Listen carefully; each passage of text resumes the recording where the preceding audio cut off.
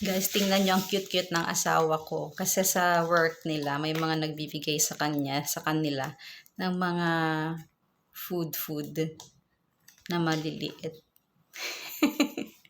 So, ang ending, sa bibig ko siya napupunta. Marami pa yan eh. Yung iba nakain ko na. Iba-iba. Tapos, ay, meron pa palang isa. Wait lang, hindi ko pa nakakain. Yan, ito pa. Hindi ko pa nakain. O, diba? Para akong maliit na bata. Para akong, para na niya akong anak. Diba ganito yung mga binibigay mo sa, sa anak mo o kaya sa pamangkin mo. Ang cute, no? Ang cute talaga. Yun lang. Natuwa lang ako. I-flex ko lang. Thank you sa mga workmates ng Baba.